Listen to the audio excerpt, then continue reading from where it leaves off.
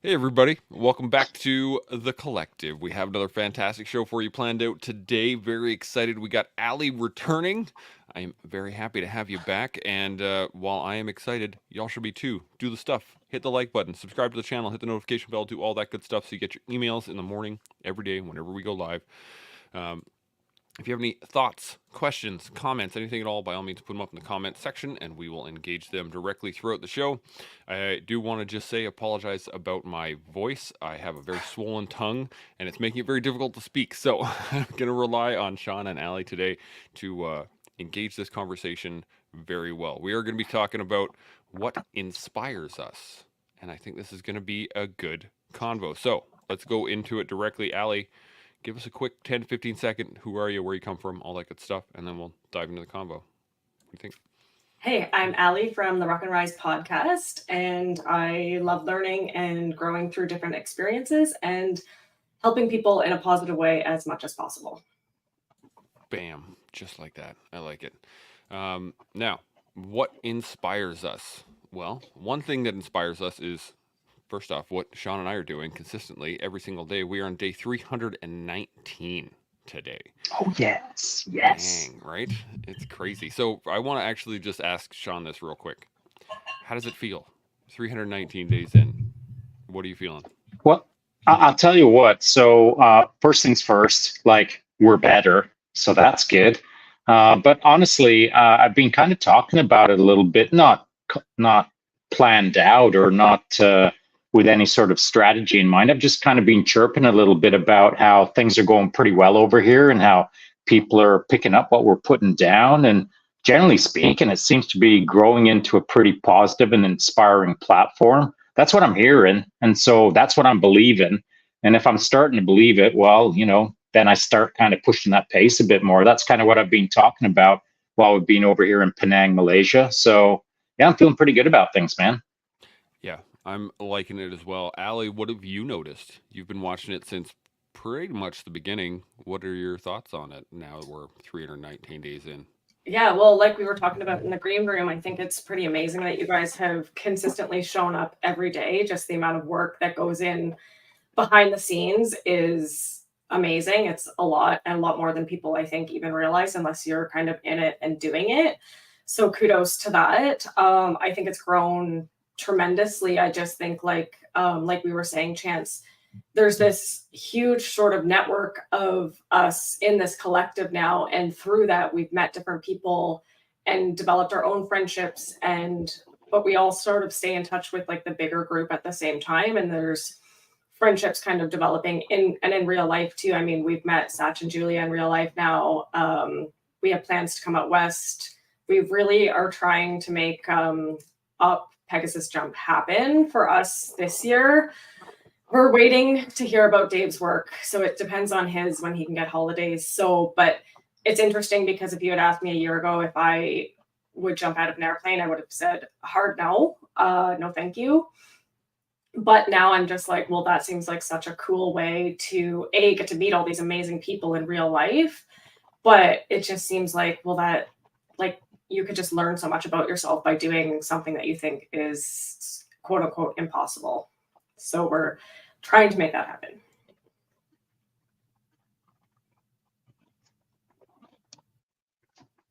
Going to jump out of a perfectly good airplane, so much fun. I did not expect it to be as challenging to let go of the plane as it was. So that'll be an interesting challenge for yourself. Now, let's get into what inspires us. And I think it kind of goes in line with what we're talking about, but I'm going to give a quick little blurb on what I have here. And it says, inspiration can sometimes seem to be entirely out of our control. You can't command your brain to come up with a great idea or an ideal solution to a problem just as much as you can't simply decide to feel creative one afternoon. Feeling inspired in life and at work is an important part of sustaining motivation, and a lack of inspiration might be a clue that something else is going wrong. But while inspiration might be elusive at times, there are still plenty of strategies we can use to encourage it to strike more often. So I wanted to ask you guys right off the bat, what inspires you? What are some of the things that click in your brain that just makes you want to give her some more? Allie, what do you think?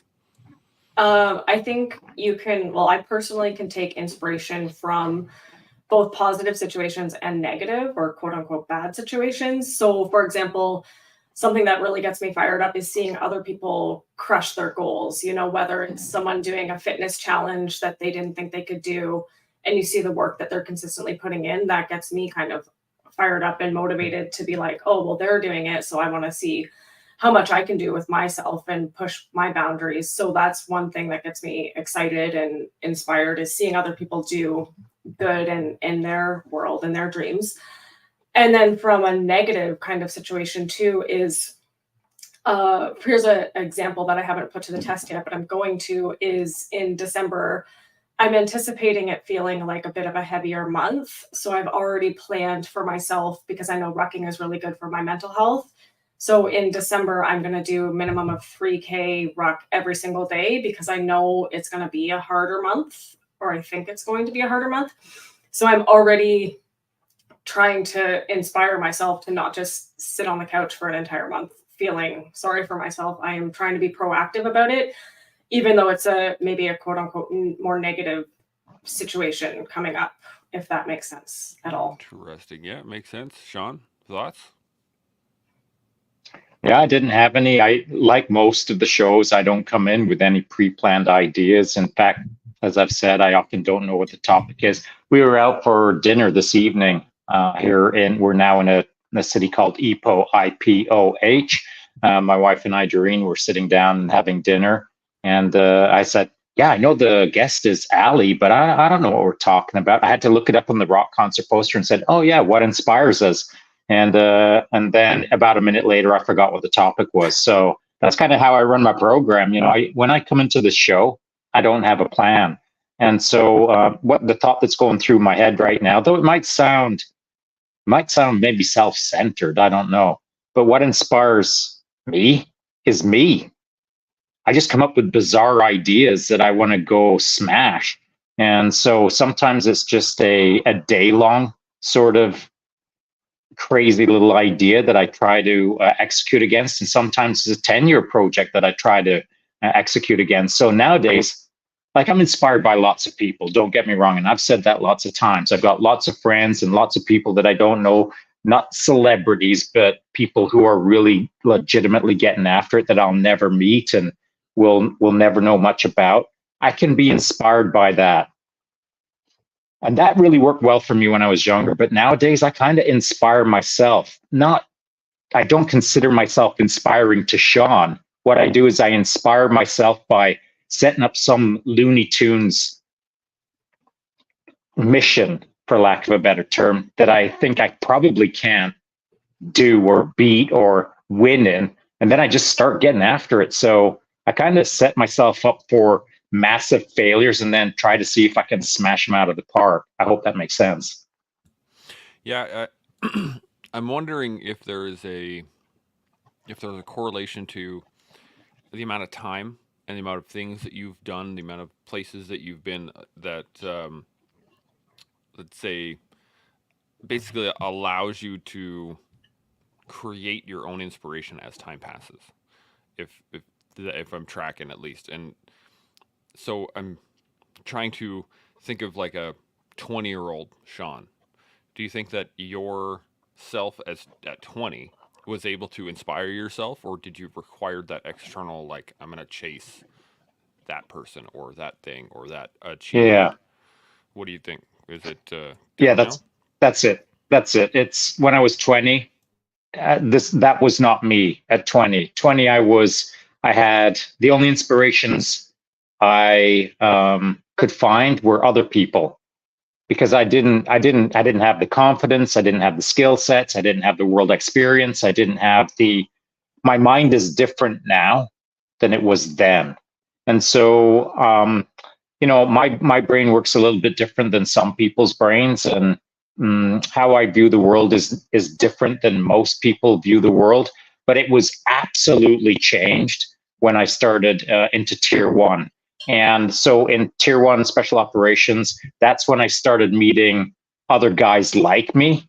And I don't mean meeting them for the first time, but I mean meeting them at the density or the mass of multiple men who were like me, that it started kind of cementing this idea of, wait for it, I'm capable of anything, anything, anything that I set my mind to, I can do it. And it might take me a long time. And if I pour enough resources into it, I'll get it done. It's a matter of whether it's important enough to me to complete it. So if you tell me that I've got a one leg hop up to the top of Mount Everest, I'll do it if it's important enough. But if it's not important enough, it won't interest me. So Tier 1 really taught me, really cemented in me that anything that I put my mind to, I can make it happen. If I visualize it, it's already done, if it's important enough. But that was not me at 20. I hope that makes sense. Yeah, absolutely. Ali, have you noticed the same thing, that your status of inspiration has changed as time has passed?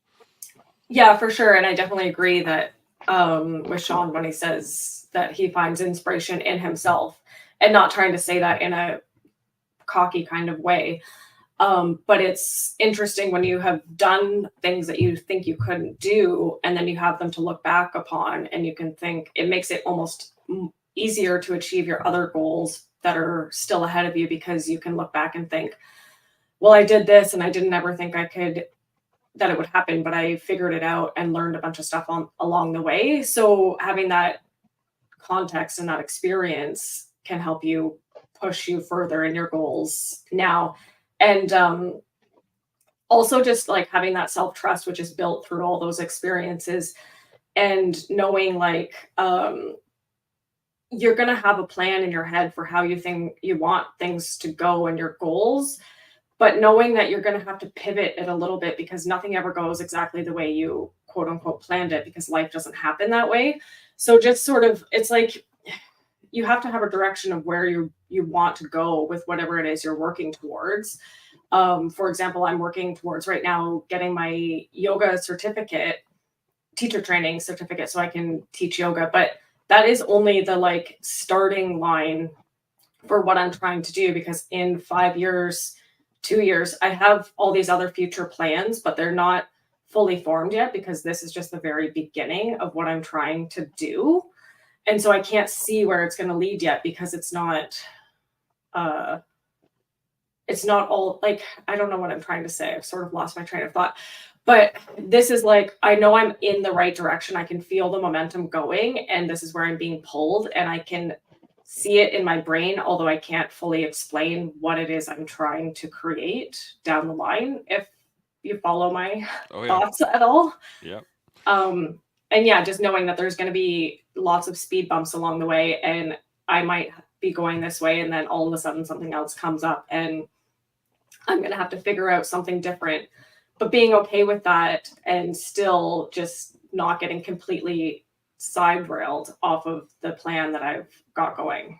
Yeah, absolutely. You and I were talking about this before Shaun jumped in. You asked me if I had started to feel like a burnout at all from doing the podcast every day. And I was like, yeah, back in like June, July, August kind of thing was when I was really struggling with showing up every day. But we kind of crushed it. At least Shaun did pretty fast. With just the fact, like, it doesn't matter if you're burnt out. It didn't matter if I was feeling burnt out. We still had the show to do. So it was this kind of consistent, yeah, you're going to show up tired some days. Yeah, you're going to show up not really mentally there sometimes, but you have to turn it on real fast. And I want to ask, Shaun, was there a point at all so far this year that you've felt burnt out? Felt like, oh man, I don't want to do this today throughout the year?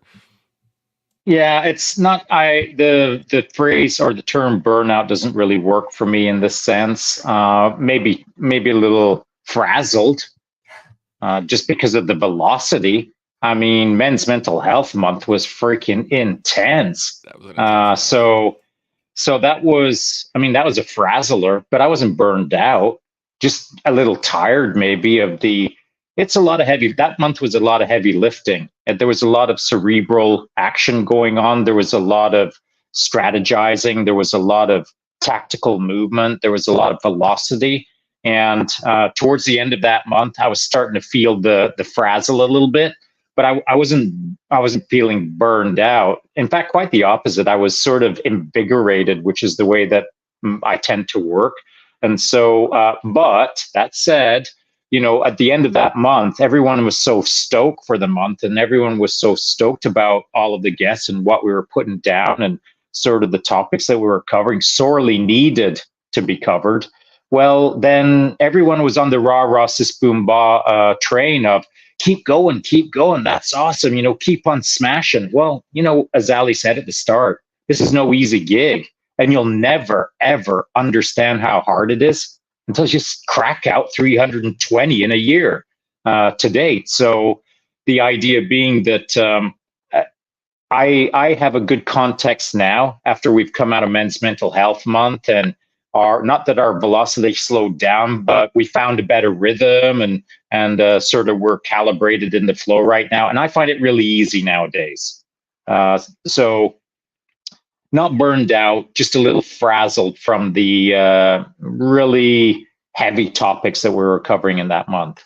Yeah, I got some frayed edges, that's for sure. And that frazzled is definitely a better word than burnt out, because burnt out signifies that you're kind of like done. If you burn a candle till it burns out, there's no more candle, right? So I think that's a big part of it. Ali, I wanted to ask you for a sec, do you notice a similar thing? You guys got the Rock and Rise podcast going, and through the initial stages, was there a point where you were like frayed edges, just going like, what did I even get myself into? Not yet. Not on the podcast side of things anyways, not yet. But we're only doing about 2 episodes a month, which is pretty maintainable for us. And we have done that for a reason, just because that's at this stage, that's just what we can sustainably do while still keeping that kind of energy and bringing the energy to it. We're at a little bit of a standstill right now because our next guest who we want to have on is going through cancer treatment and not feeling well. So we're sort of we really, really want to have her on, but we may have to switch up our game plan and switch some things around for that to happen, because that's life, and her health is the most important thing. So yeah, we're just sort of just keeping the momentum going with that. The podcast has not felt frazzled or burnt out to me. I get excited when it's time to come on. Like this morning, I woke up like, "Ooh, yay, I'm on the collective today." Whereas I used to get like really nervous before, but now I'm just excited about it and to see where the conversation goes. And yeah, I hope it's helping as many people as possible. Absolutely. I think it kind of goes into what I want to talk about next. Was Shaun, you were talking about this a second ago, was seeking inspiration, or just like creating inspiration within yourself of just like, you know what, I'm gonna go do that, and then you just smash into it. But I also wanted to see if there was a difference at all when inspiration just kind of struck, when you noticed something or saw somebody else do something crazy. For instance, the first time we had Mark Ormrod on here, and we started chatting with him, he's an inspiring figure, and it kind of made me want to do more just from hanging out with them.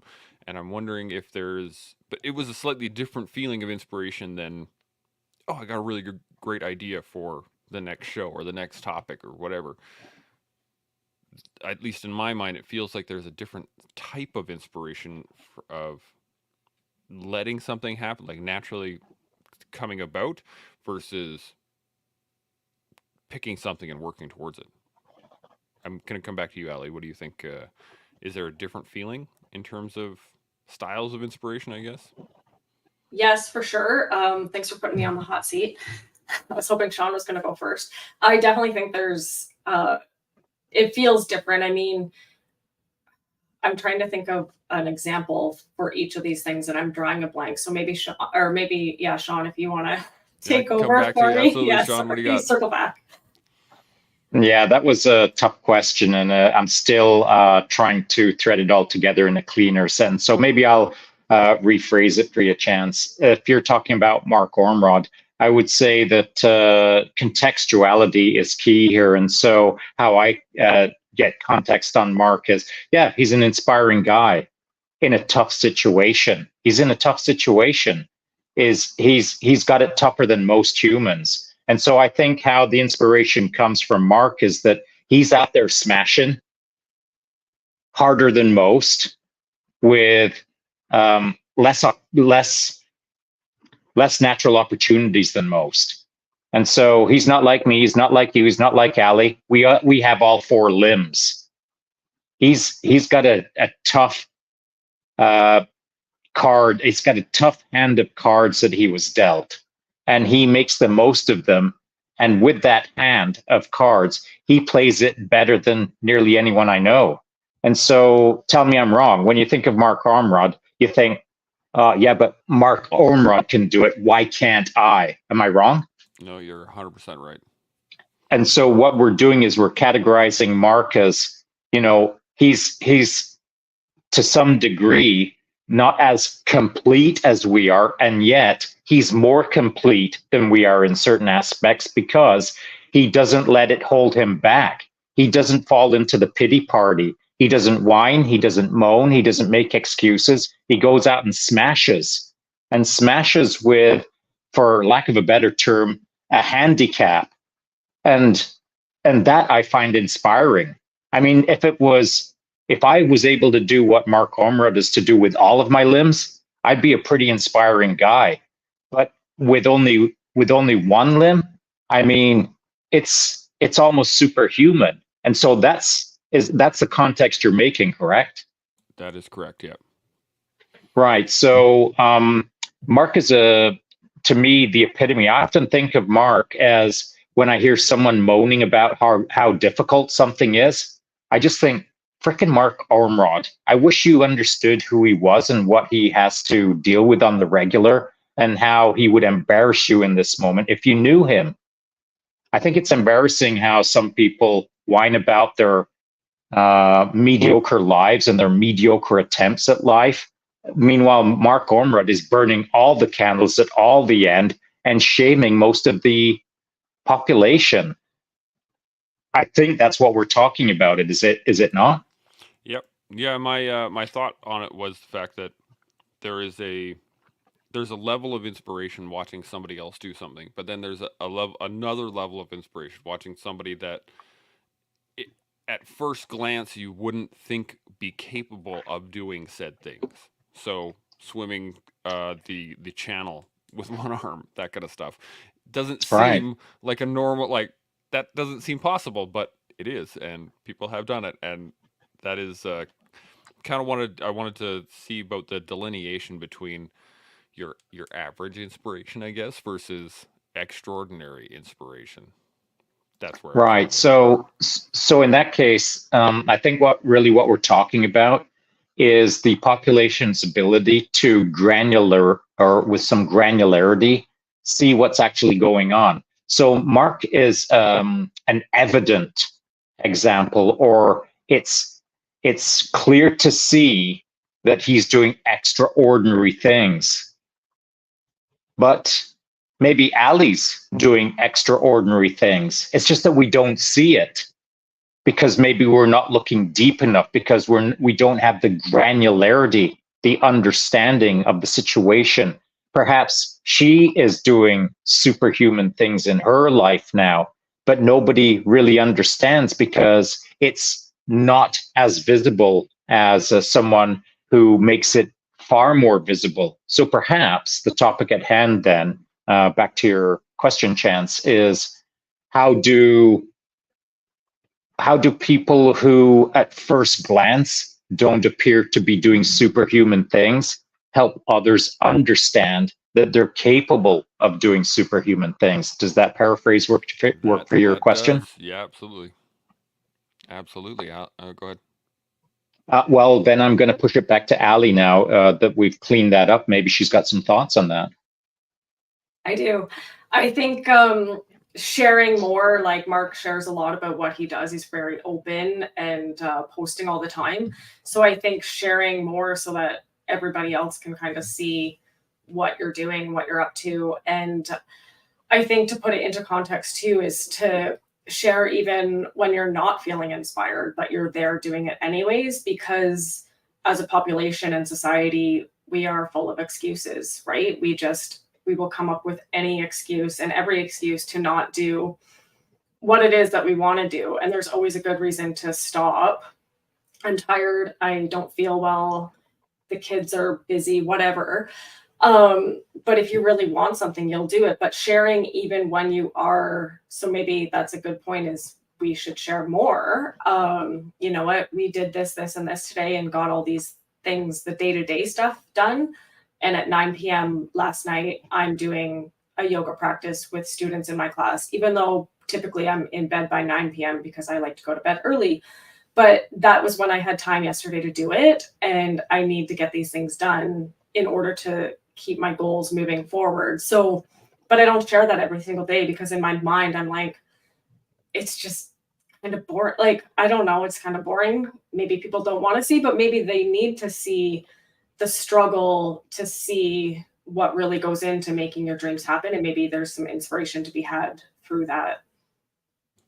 Right. So then generally we're at a point now where I was hoping we would get to, and that is the it's it it's a delicate balance, I feel. And I'm still trying to find the right balance for myself. And I've actually been talking about it for the last few days as I've been walking through the streets of Little India, Penang. And that is, and I've said it probably every single day for the last week. When people hit me up in my live chat and my IG, the comments are generally lead me towards saying, listen, man, today I don't want to be doing this. Today I don't want to be in this live chat. There's rarely a day that I wake up and say, yes, I cannot wait to do my live chat on Instagram. That never really enters my mind. What does enter my mind is, how the heck did I ever end up on social media? This is ridiculous, and I want out. And so that's what goes through my mind. And I'm finding that I'm saying it a little more frequently, but each time I'm finding different ways to say it so that I'm helping people understand that this is not my jam. But the only reason I'm doing it is um, to support people who need to hear some of the things that I'm saying and encourage others to do what I'm doing, and that is be transparent, be authentic, be vulnerable, talk about things in ways that people don't often hear things talked about, to encourage deeper thought, reflection. All of the things that we talk about on the collective, I tend to discuss to some degree or another over on my live IG chat, just in a completely different angular trajectory. And so it's not that I want to do live IG chats, but I do live IG chats to demonstrate that we all can do things that we don't want to do.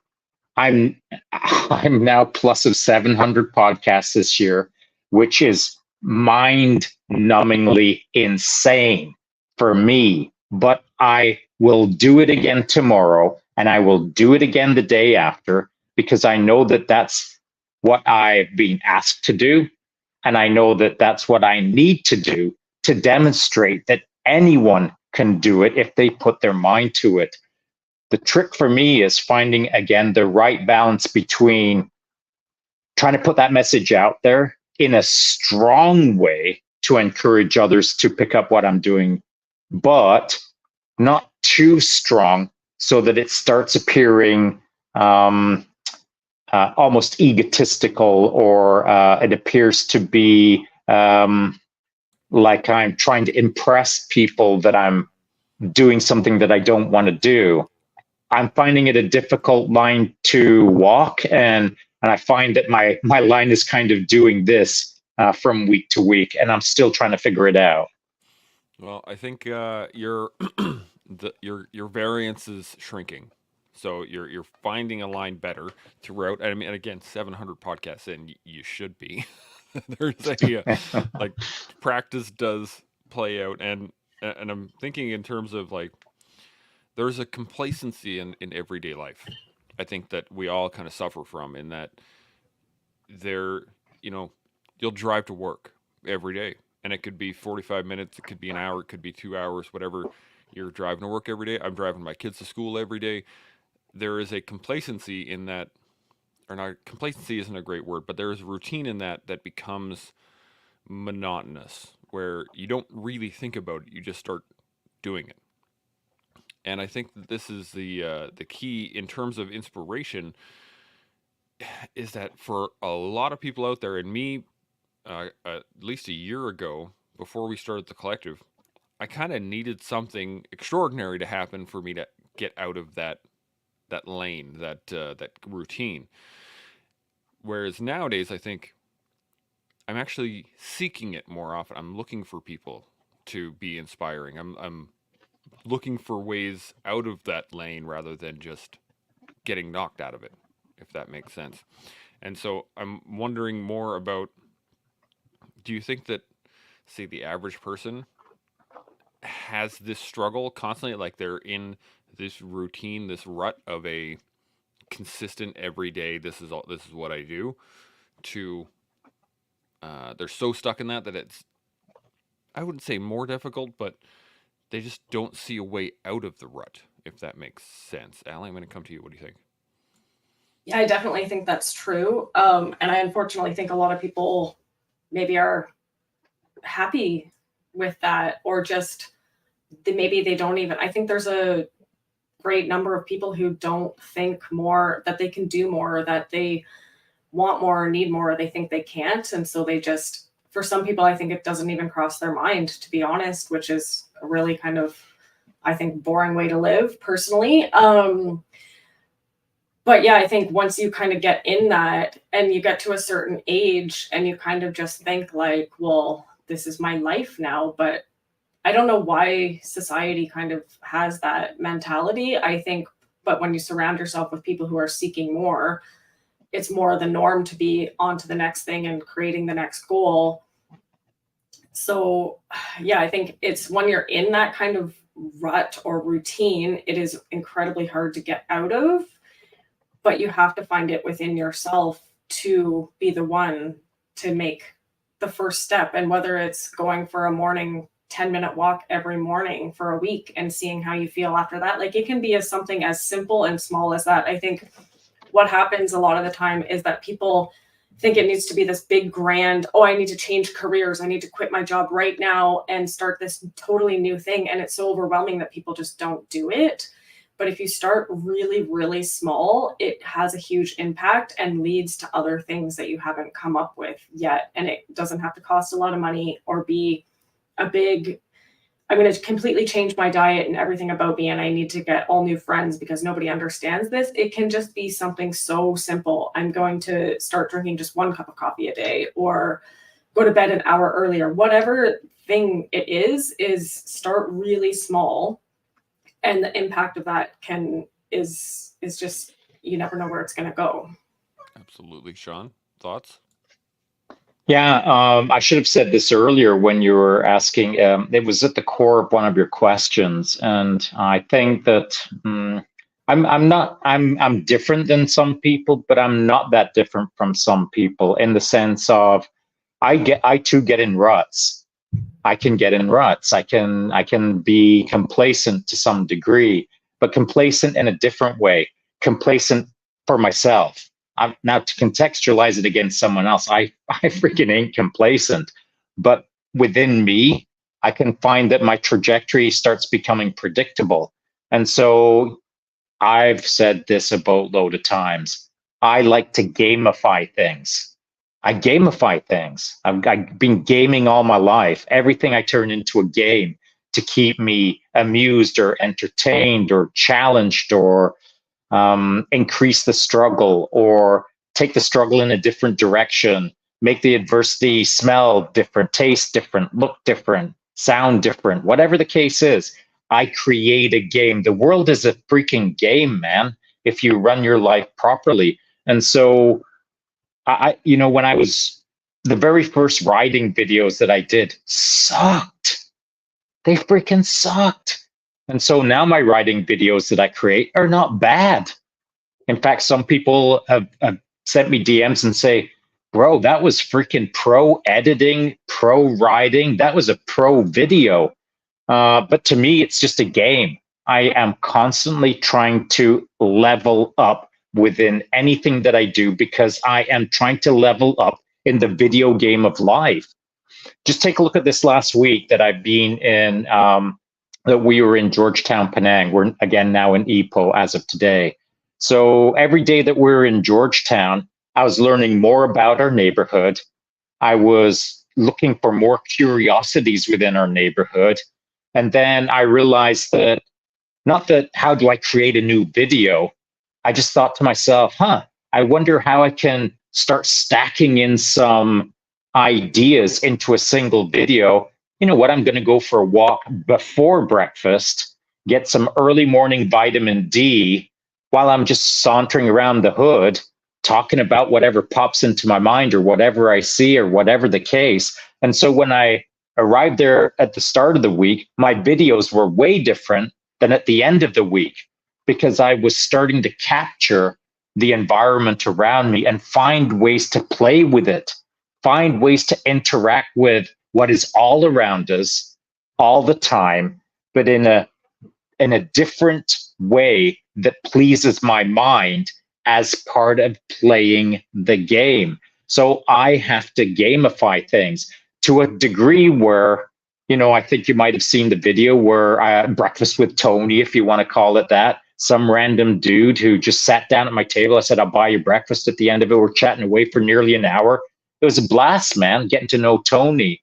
And so it seems almost inconsequential to someone who might watch those videos on my IG page. In fact, they're probably boring to a lot of people, but they're boring to people who don't understand the game that I'm playing in my life at that moment. And so if you've got a curious mind, you can start creating games every single day of your life. I'll give you another example that will hopefully hammer the point home.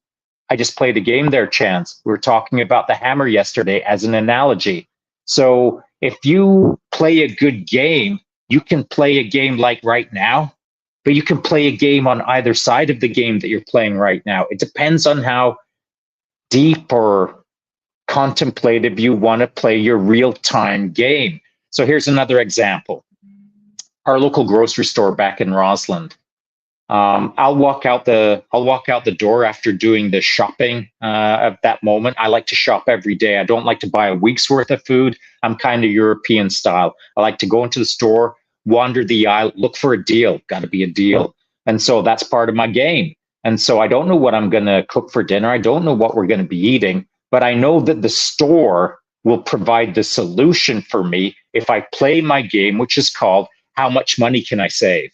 And then once I've played that little game, as I'm walking out the store, I'll get the little receipt. I'll just chuck it at the garbage can that sits in the left corner. And I try to get like a three-pointer. And sometimes it goes in, sometimes it doesn't.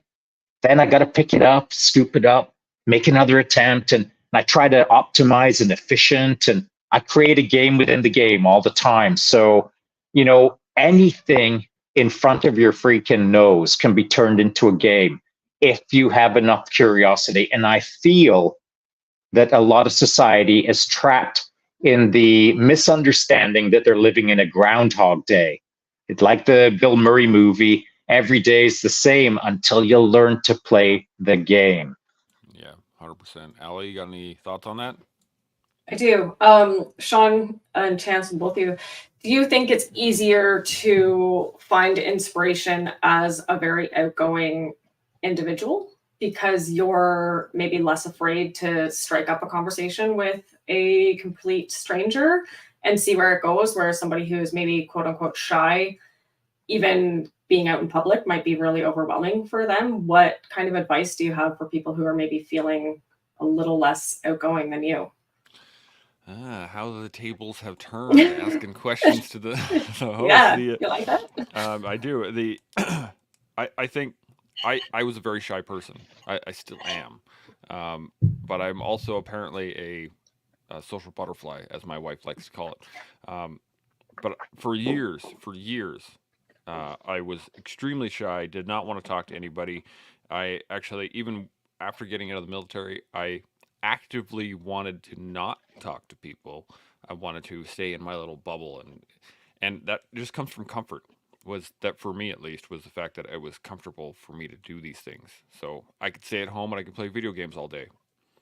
I know the outcome, which made it comfortable for me. And the things that were unknown were uncomfortable. So all I started doing was seeking that. I initially, when I started getting into podcasting, when I started getting into advocacy, when I started trying to help, that's what it was. Was I just wanted to help somebody. I just my brothers, my sisters are struggling. Call me if you need, or let me help set up this particular event, or maybe do this one little thing. And through that development of just trying to help somebody else, it helped me over time, and it actually led into gaining a better sense of context to what was happening around me in terms of the people, in terms of the events, in terms of the struggles of others. And through that context, I then understood better what it was I was doing. So when Shaun says, he was playing a game and he was tossing his little receipt into the garbage receptacle, that is a fun little game within another game that Shaun is playing. But to the outside person, they're going to see that random dude walk out of the store and miss, and he's going to pick his garbage up and he's going to toss it into the can. But they're going to see that one instance of failure and go, well, why would I even try? Like, if that guy can't make it, there's no way that rather than seeing the consistent daily attempts over and over and over. And the only way you can actually see that is through the context of time, at least in my mind. So to answer your question, it wasn't a question of is it harder or not, am I extroverted or introverted or any of those things. It's just I got curious and I wanted to help, and that led me down this path to now we're sitting here on the collective talking about it. Shaun, you got any thoughts on it? I do. I'm not sure if I was much different than you, Chance, when I was in my late teenage years. I didn't actively try to understand the minds of the worlds around me. I've I said it in my live IG chat this morning. When I'm walking down a street, if you slow down as you approach me, I'm looking for a way to engage you. If I'll catch your eye, and if you catch my eye, I'm going to engage with you and see where it goes. And the only way that you're going to evade me is to look away and pick up the pace and go past me in the opposite direction. Because I now, over time, over decades, I've developed a rhythm or a style or I'm compelled to try to understand someone else's mind. I'm compelled to try to absorb something from them, to become richer for it, and hopefully they become richer as well. There isn't a taxi driver, with the exception of our taxi driver today. When I got into the taxi driver, he had a vibe that I thought, screw this guy. But every single other taxi driver that we've been driving around with, I know a lot about them. I know how old the kids are, how many kids they've got, what sports they play, what they do, what they this, what they that. A lot of surface level things that within 5 minutes, by the time it's 15 minutes in, I'm getting to know how they work in their mind. That's what really interests me. That's a skill that takes decades. And by skill, I don't mean like I'm unique with that skill. Anyone can do what I do nowadays, but you've got to be curious to start playing that game. And I'm not suggesting that it's a game of disrespecting someone's life or being so cavalier that you treat it like a joke. A game isn't a joke. That's a completely different thing. So when I engage with someone in pretty short order, I'm getting to know how their mind works. And then in pretty short order, I'm starting to absorb either their knowledge or their wisdom or their vibe, or I'm picking up something from them that is going to make me a better person.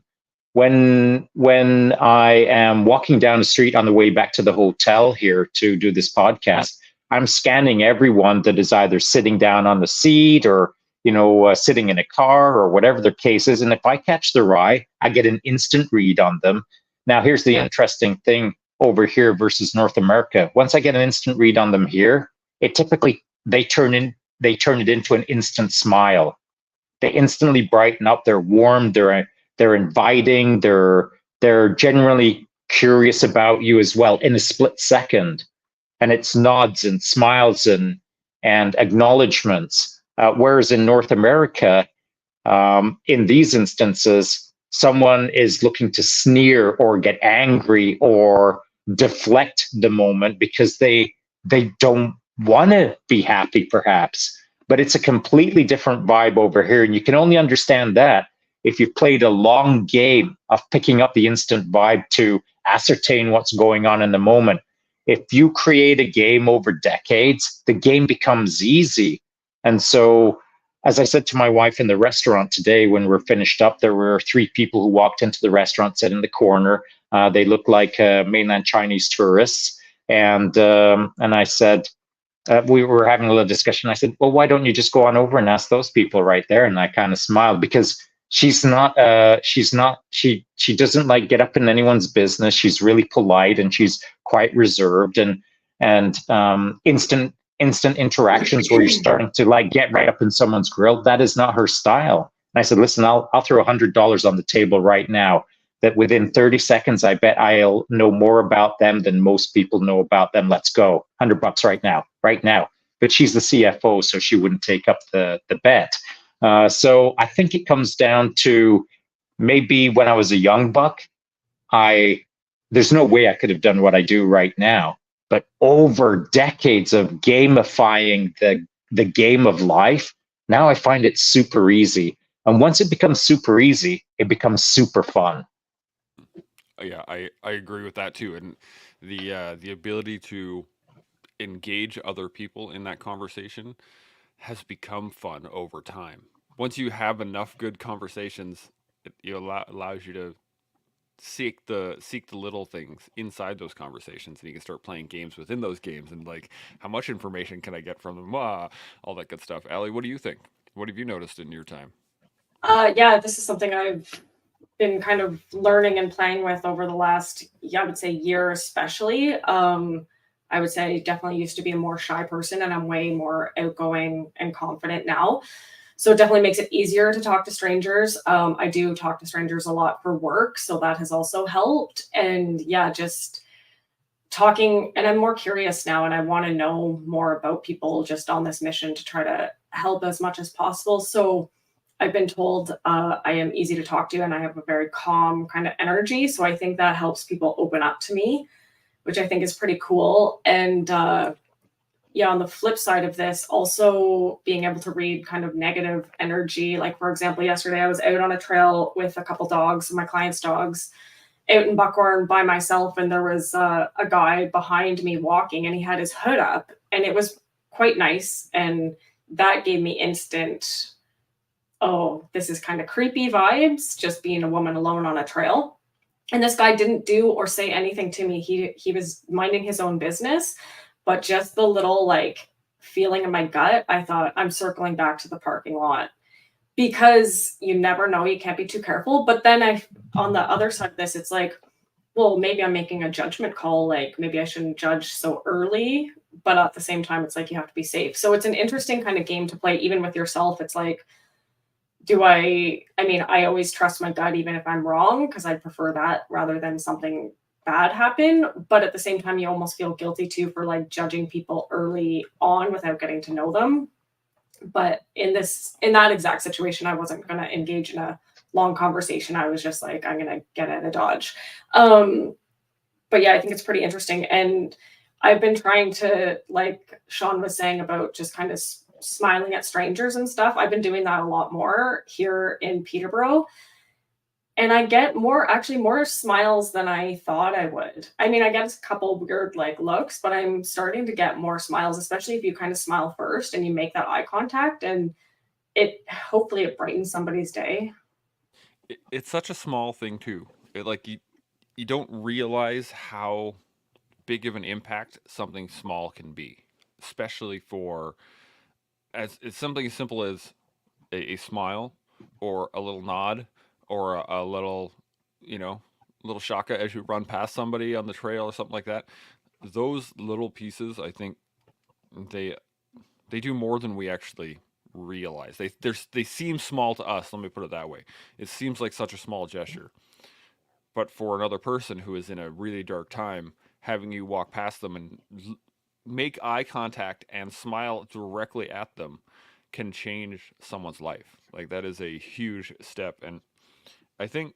Yeah, yeah, What do you it got? can. Yeah, it can. Yours.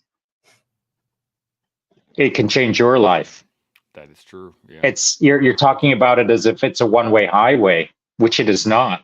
And so I've actively challenged pretty much the entire freaking internet to start smiling more because you all need to for yourselves. I can think of, I can't even start rattling off all the names that I've personally challenged in DMs. Dude, don't be a jerk. Start smiling more.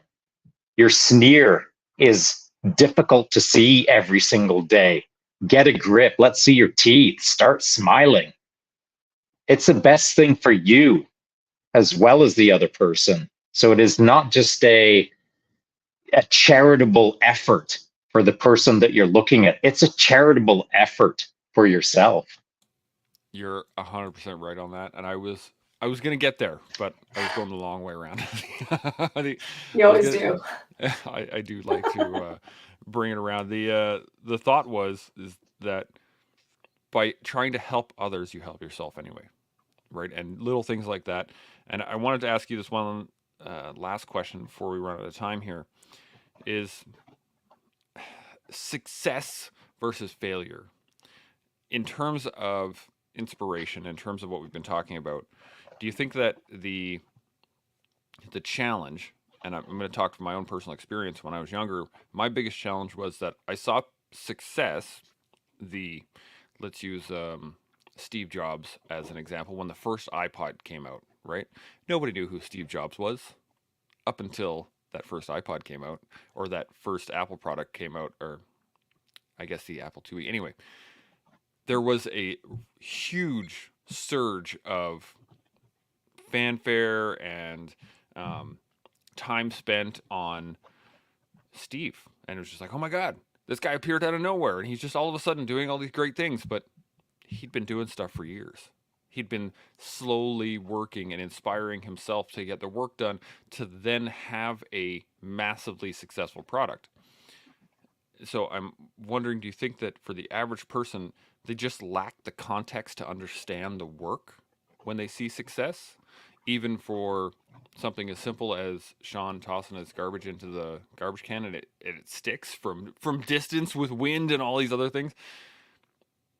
The the lack of understanding that the fact that Shaun does this every day and tosses these things in all the time allows or doesn't allow them to see the work itself. They only see that one success. Ali, what do you think? Yeah, I think you hit the nail on the head for sure. If you don't have the context and you just think, oh, all of a sudden, it's like people don't always give credit where credit is due, because if you don't see all the hard work going into it, and it's just like, oh, well, aren't they lucky? But you have no idea how much work they've poured into whatever goal it is that is deemed successful. So yeah, I agree with what you said. Absolutely. Shaun, any thoughts? I'm going to go back to something that we were talking about a little bit earlier because I think that this is a pretty, it almost answers itself, your question, and Ali just check that box. The issue that when people are trying to engage in inspiring themselves, well, create a game. And so once you start playing the game, what do you get once you start having some minor successes within the game? You start building confidence because you're getting results. Micro wins will create micro confidence. And I think that it's not a chicken before the egg thing. I think you need the chicken and the egg simultaneously in this case. You need to play a game to get micro wins, to create micro confidence so that the game and the confidence in parallel can start building upon themselves until you get to a point where you are confident enough that nothing really bothers you, nothing really phases you. Now, that's a ways down the road for sure. But I would love everyone to understand that if you can just stay in the game, the consistent game of playing the game, you will start getting enough minor wins that confidence will allow you to look at the table in the corner and think to yourself, I bet in 30 seconds, I can know their bank account number. That's the kind of thing that you've got to believe in the future. And so whatever it is that you want, whatever the visualized future that you have in your mind that you probably haven't considered because you still haven't thought about your why, because you don't know how to get there through all of the various hows, if you can just start thinking about have the game played to a confidence level that will then allow you to accomplish anything. So where it all goes wrong is people don't have enough confidence to start playing the game. So if you don't have the confidence to play the game and you're not playing the game to get confidence, how does it even start? And that's the crux of the matter as far as I'm concerned. So what do you got to do? It's stepping into the void just that first time, just a few days, just a couple of days. Give it a try. Just a tiny little effort to get you started, and you'll get one micro win. And whether you feel amazing or whether you feel, that's all right, whatever it is, it's a step change. It's an improvement. And an improvement is something that you can start to build on. So I hope that makes sense. I like it. Ali, you got any thoughts to add to it? Yeah, it definitely makes sense. It comes back to, building your why or knowing your why and your mindset, right? Like if you think you can't do it, you're probably not going to, and you're not going to make the effort. But if you set the tiniest goal for yourself and do it and just almost do it without even thinking, like just get it done. And you get a little win and then you build off that and the confidence comes. And with that, the self-trust, and you just know you can do whatever life throws at you, so that when you have a death in the family or something terrible happens, it shakes you, but it doesn't completely destroy you for an extended period of time. You can still have all those feelings and hard feelings, but you're still, you might have to take a step back and go back to some little tiny micro wins, but you have that self-trust there to still keep moving forward. And I think that's key. Yeah. It is. Sorry, it is key. I failed to raise that point. So thanks, Ali, for bringing that wisdom that not everything plays out beautifully or perfectly or linearly. Sometimes it is the ebb and flow of life. Sometimes you go a little bit backwards and you've almost got to reset your state of confidence again with some fresh, new little micro wins where you have to reestablish almost a baseline of, okay, here we go again. And so that was a really valuable point, Ali. Thanks. Yeah. Yeah, it really is a I also think that there's a lot of people that see things happen easily, not easily, they just see things happen and then assume that it's easy or easy for you or easy for that person, or they might see Shaun and I do these podcasts all the time and go, man, those guys are just really good at podcasting. I'm never going to try it. Right. But it's not easy for anybody. And it's not, at no point are you going to wake up and just be like, oh man, I'm an amazing podcaster. I'm going to get to it right now. No, it's going to start bad. Go back to episode 1 in January 1st, when Shaun and I first started doing this.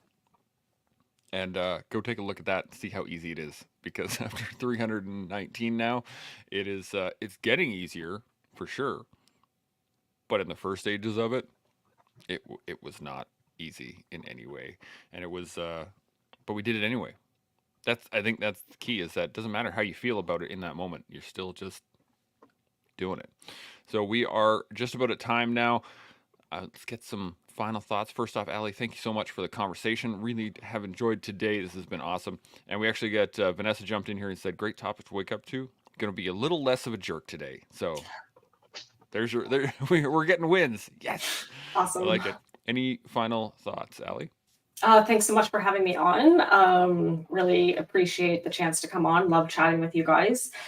And yeah, like inspiration can be found anywhere, but if you're lacking it, try looking within yourself and seeing if you can muster up a little bit of inspiration to build that confidence to get your goals happening. Bam. Shaun, final thoughts? Yeah, well, I'm going to use our guest today as the keynote inspirational speaker that she is, because I remember when Ali first came on the scene, and much like us, she kind of sucked. And so now she doesn't. I mean, this is the most natural I've ever seen you, Ali. This was a natural conversation, but in a live chat podcast that wouldn't have crushed you initially, but it would have been a little rougher than it was now. And you just freaking knocked it out of the park as if we're just having a casual chat in a coffee shop. So I love watching your evolution in a very short order of time. And so that inspires me to realize that what we're doing over here is a good thing, because it's helping others believe that they too can do good things, and you probably did it faster than we did. So thanks for being awesome. Oh, Yes. wow. Thank you. Absolutely. This is it's been a really good one. And I think I do first off apologize for my tongue and not being able to utilize it well. It's been a challenge for me throughout just to keep up with the conversation. So I really do appreciate it. I think the only thing I have really to add is that it takes time, depth, and time. Just keep working at it, and eventually we get to where we need to go. So continue learning, continue building, continue growing every day with us here on the Collective. We'll see y'all tomorrow. Chimo. Chimo. Bye.